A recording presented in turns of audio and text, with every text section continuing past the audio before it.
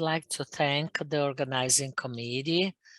It's a great initiative to everyone who works with the neurological diseases and any other conditions associated to ICP changes, not only acute,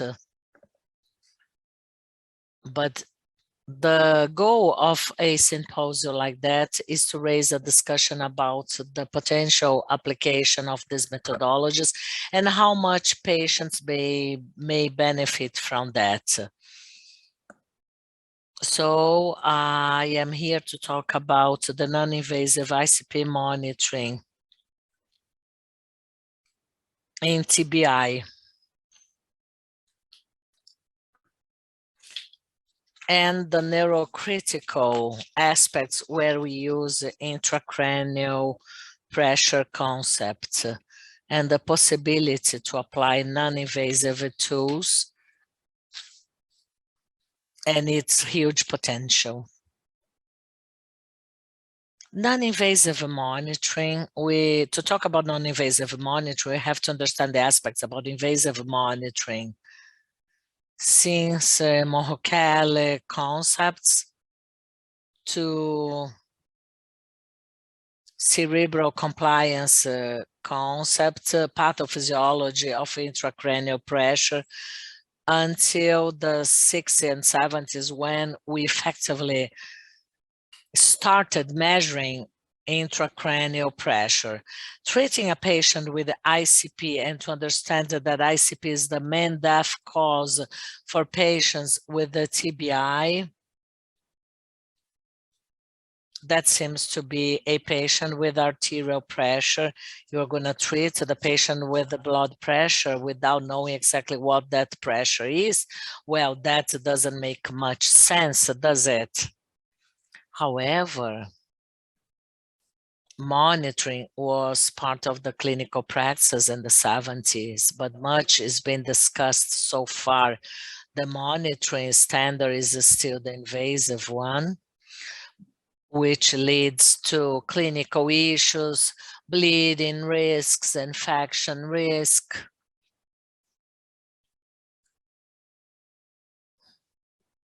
Costs, which becomes a problem for low-income countries. The use of invasive monitoring, according to the American Foundation, we see differences in the way they apply those tools in low-income countries. So non-invasive methodologies prevent associated complications, and simultaneously it allows cost reduction thanks to the development of new protocols for non-developed countries. As the incidence of trauma, it becomes more relevant in this populational range, Asia, Africa, where there is a higher incidence of TBI. And the current recommendation, according to the Brain Heart Foundation, is to reduce mortality in 2 weeks. That is a consequence of a study coordinated by a Seattle group, which assessed protocols using non-invasive monitoring, and they were not able to identify differences in late outcomes. Some meta-analyses were conducted, and the main trial affects meta-analysis, but the protocols that we are applying at our services in Brazil, they are still using intracranial monitoring as the main patient's follow-up protocol. There are some cases where we haven't got invasive monitoring. Then we may apply a more rigid protocol. with non-invasive methodologies.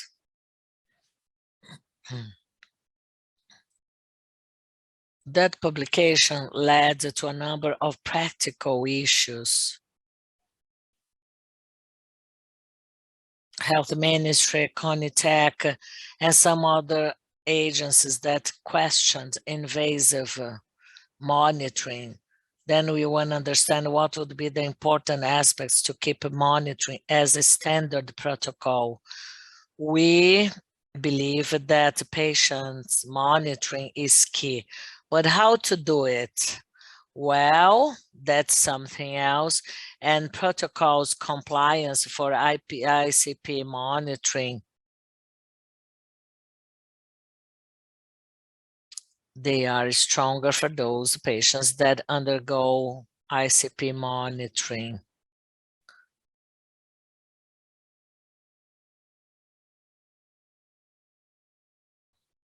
And we have to monitor intracranial pressure that may be invasive, but that's not, if that's not available, if we have any questions or issues about, how can we apply that as tools, as non-invasive tools? How can we conduct that without AICP monitoring? And how is that monitored? There are some tools like the standard protocol, but there are the non-invasive ones that may be used, and each one of them have their own benefits and restraints.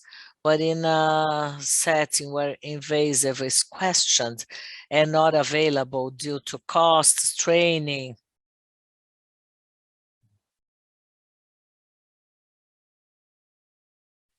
transcranial Doppler.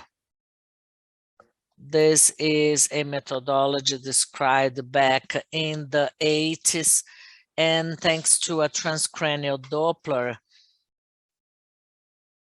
you may perform an assessment of the self-regulation and analysis of the macrovasculature of patients, where they identify regulatory standards, hyperkalemia,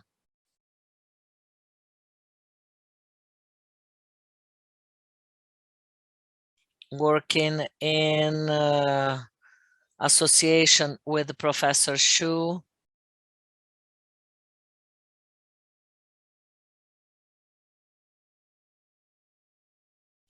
assessing the use of Doppler at different scenarios of intracranial pressure, especially with the patients with TBI.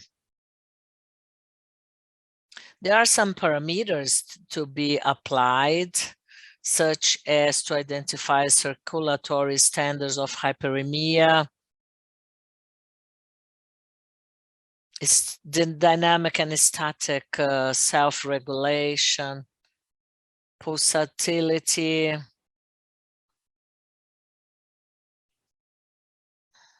and a number of other articles which were recently published.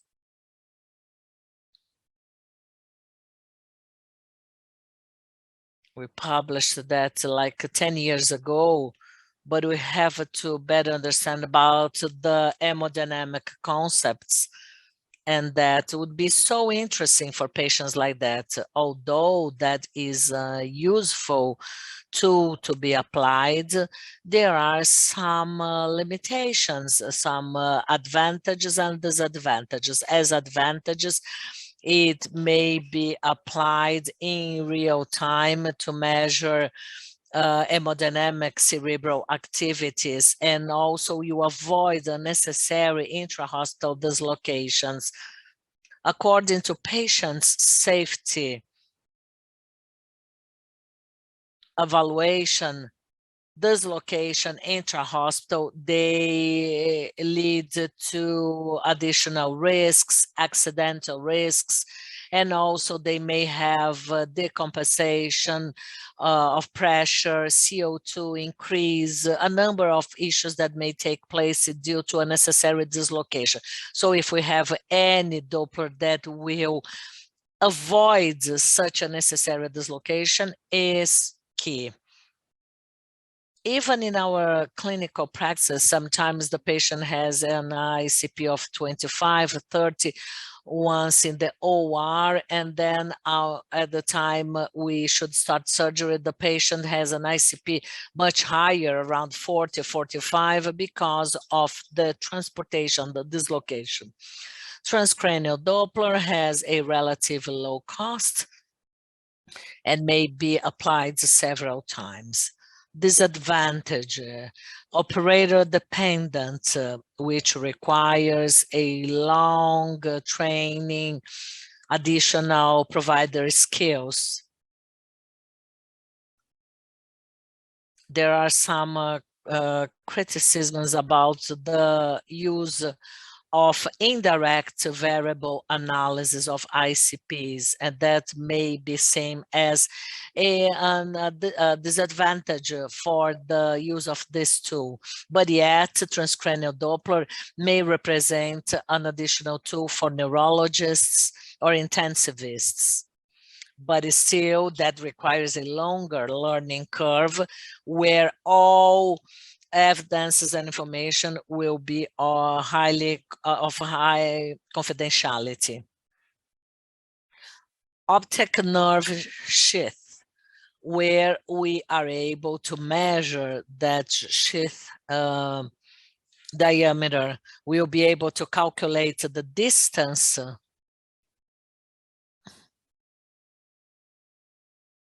or the dimension of the optic nerve sheath, and we see in the literature the need of this correlation that can be done during sonography,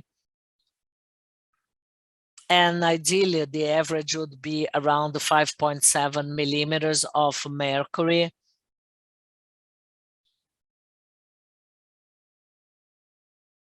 With high sensitiveness for ICP. Of course, that anatomic issues in pediatric patients should also be taken into account. And in pediatric patients, we have to consider the optic nerve sheath measurement, which in average shows 4.5 millimeters of the optical nerve sheath with a correlation of 20 millimeters of mercury. Anything above that represents ICP, and below it, it's a normal tensile pressure. Another advantage of applying optic nerve sheath is that you may use the training curve. The learning curve, I better say, sorry, the learning curve is short, and with ultrasound use, you may reach a good accuracy level. However, we still find some obstacles in estimate optical nerve sheath and higher levels of intracranial hypertension. This is an article published 1 year ago, where we estimate intracranial pressure by ultrasound of the optic nerve sheath in an animal model of intracranial hypertension. Findings were positive, where interventions to improve intracranial hypertension, they are effectively also to decrease the optic nerve sheath. And that information was precise because that sheath optic nerve information can be helpful on experimental model where there was a correlation between the dimension of the optic nerve sheath and invasive ICP in a group of 30 animals, swines. The main question we have is, what is the behavior of the system when the pressure is higher?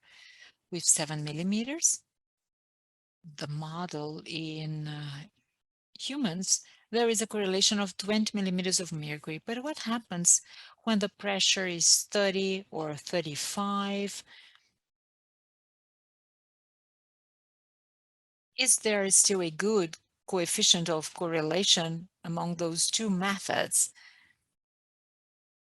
So this is one of the main questions in the literature for the use of this tool as an exclusive tool to monitor ICP. So we use this tool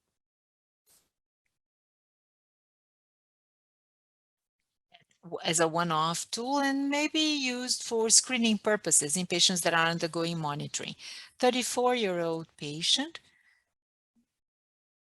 Here we can see the point, so 3 millimeters behind the eye fundus, so measuring the optic nerve sheath, so above the range of 0.5 to 6.5, which indicated of 20 millimeters of mercury.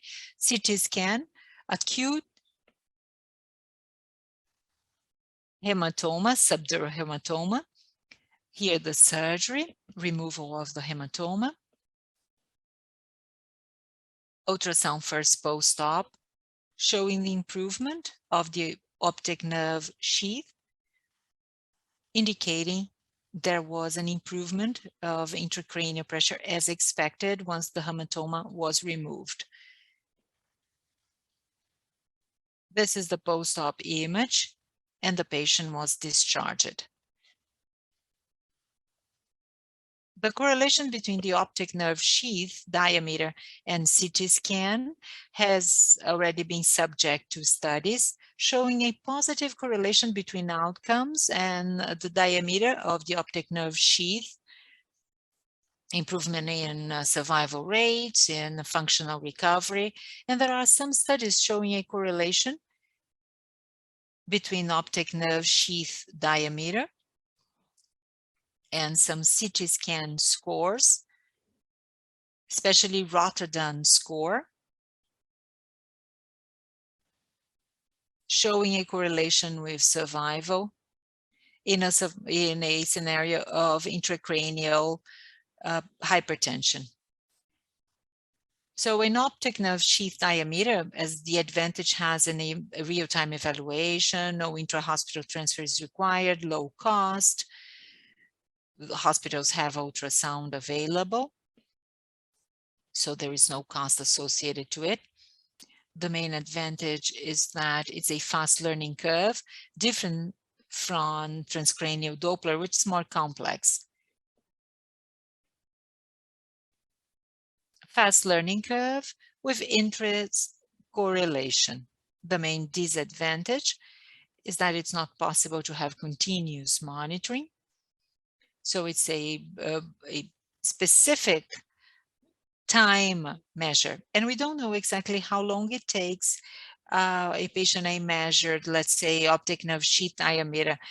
So I offer hypertonic saline solution, and how long does it take for the optic nerve sheath diameter to respond? Our animal model seems to be a quick response, but there is no clear answer about how long it takes in humans to have changes. So it should be used as a screening tool for patients who are undergoing invasive ICP. This is another case, 53-year-old patient. The patient had a car accident. CT scan, we can see traumatic subarachnoid hemorrhage. We've used transcranial Doppler. It showed high pulsatility index. So we decided to sedate the patient. CT scan did not show a major edema, showing progressive improvement. And then the patient could be weaned from sedation. Another case, 45-year-old patient. We can see here hematoma. Optic nerve sheath was 6.4, showing a correlation with ICP, high ICP. Transcranial Doppler showed high pulsatility index.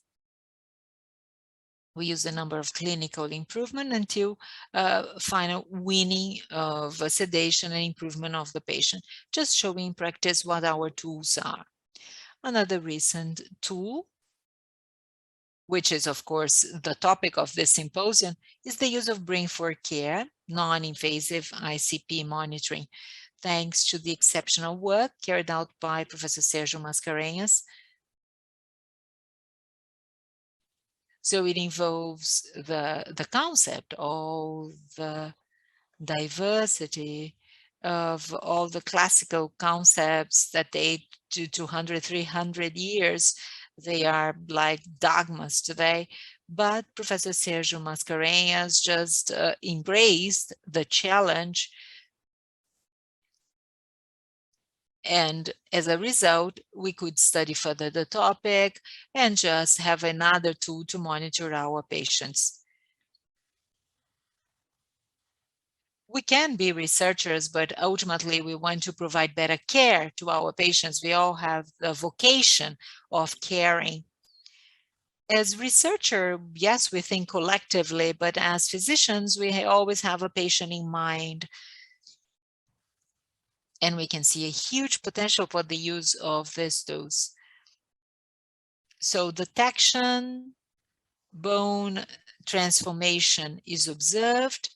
The system captures that, transmits information to a screen that shows a qualitative analysis of intracranial pressure. The system seemed to be minimally invasive at first with an incision on the skin, but now it's a non-invasive system, which is the main benefit. And as I've told you, there is a qualitative analysis of intracranial pressure, observing the waveforms. And we know the importance of qualitative analysis is not only what is ICP, what is an absolute number. Optic nerve sheath diameter is an isolated piece of information, so 6.5, but it is not enough to manage our patients with intracranial pressure. The use of concepts of qualitative analysis of ICP curve provides the detection of cerebral compliance changes, which are directly correlated with decompensation of ICP, what's the right moment to wean from sedation, or adopt other measures to control ICP. There are groups that have carried out different studies in addition to cranioencephalic trauma or brain trauma. If in an infectious case, both in pediatric and adult populations, showing the use of the tool. Our group has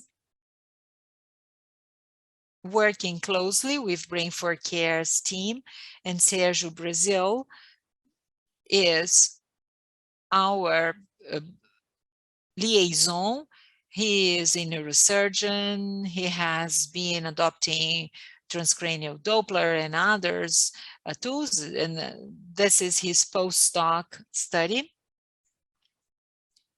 Patients in a neurocritical care,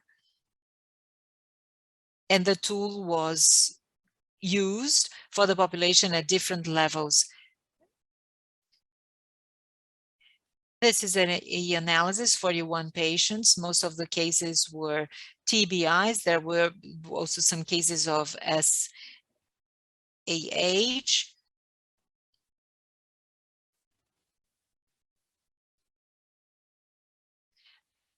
Hundreds of points were analyzed, and basically what we can see in the curve as shown on the charts is P2, P1 ratio, time to peak, and the amplitude. The three pieces of information provided by the system in addition to qualitative analysis by observing the waveform. And we can see clearly the different ICP curves from the arterial blood pressure curves. Of course, specific training is required, but the main advantage of this method is that it is easy to understand. But of course, training is required to be able to appropriately capture the intracranial pressure curve.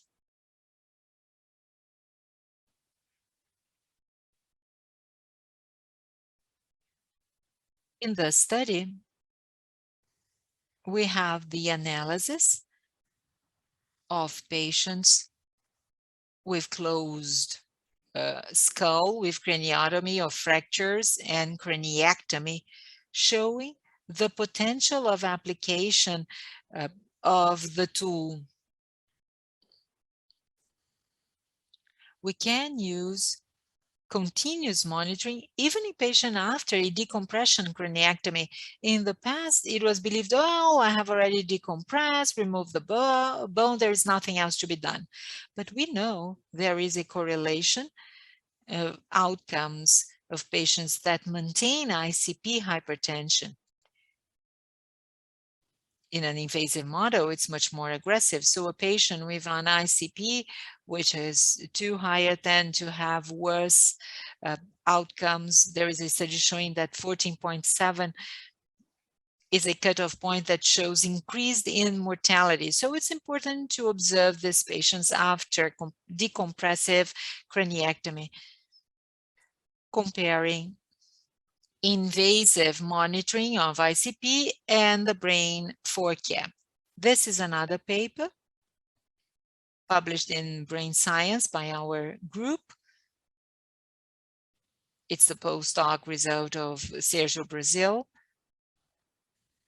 analyzing waveform in non-invasive models. There were 57 patients divided in three groups: intact skull, patients submitted to craniotomy, and patients with no bone. Most of the patients had a TBI, few patients with cerebrovascular disease, some with subarachnoid hemorrhage.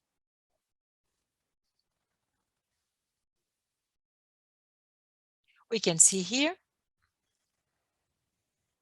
the comparison of the skull and the P2 over P1 ratio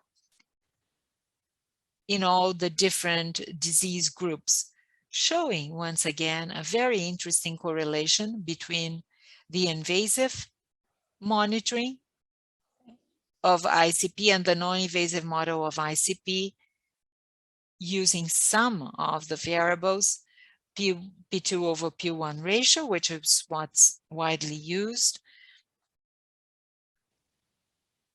Some resulting data together with Robson Green from Manaus, who also worked with us in São Paulo, showing some cases. We have here invasive and non-invasive monitoring, and we can see a closed analysis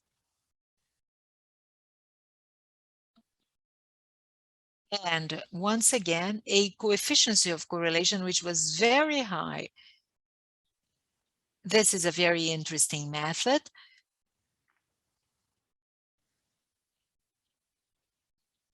With some dozens of patients, and the results have proved to be very effective compared to invasive monitoring. We are carrying out a multi-center study involving 5 of the key centers in the country: Hospital das Clínicas, João 23 in Belo Horizonte, João Lúcio in Manaus, Trauma Hospital in João Pessoa, and Hospital Miguel Couto in Rio de Janeiro. Correlating the results with a larger sample, providing a quantitative analysis based on the 3 pieces of information of non-invasive monitoring. It's also possible to use PRX as a calculator. This is a very interesting chart showing the comparison between invasive PRX and non-invasive PRX.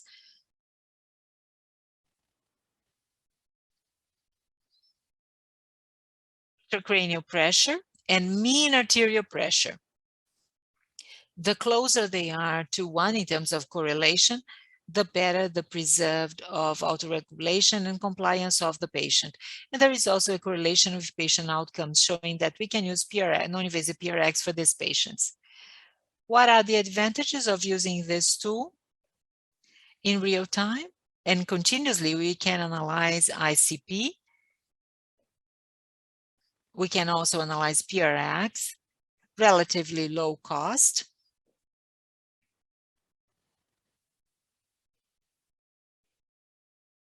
And it opens the doors for other potential applications, both in clinical practice and in research.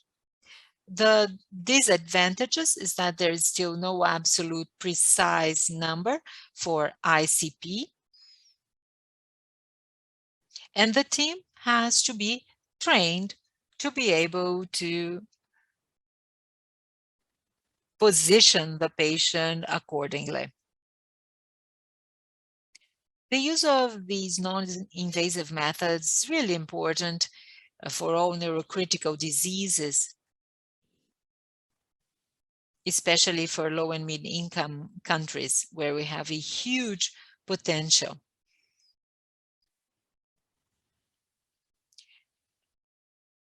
So really a great potential of application. Thank you all very much for your attention. And thank you for the invitation. Dr. Wellington Paiva, thank you very much. Excellent presentation and very exciting results. Really showing the applicability of this science. There is a very quick question, so I would like you to quickly answer it as well. Considering all the technology and knowledge generated throughout the years, what can we expect of the next guidelines of the Brain Trauma Foundation? Ideally, we expect to see changes. The problem is the 4th edition in terms of monitoring. Everyone was not very sure because of the publication of the Patron trial. But the idea is to have a number of modifications. Now, in the second half of the year, in 2022, we are going to be part of an international consensus in neurocritical patients for the European Society of Neurosurgery and the Neurocritical Care Society.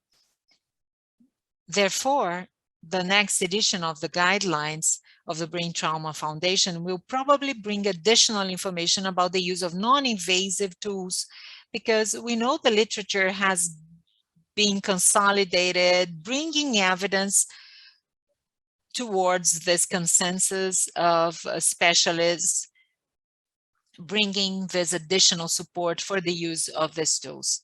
That's great. Thank you. Thank you very much. Excellent work. And we are looking forward to seeing future results of your research and activity. Thank you very much. Let's now go into our next talk.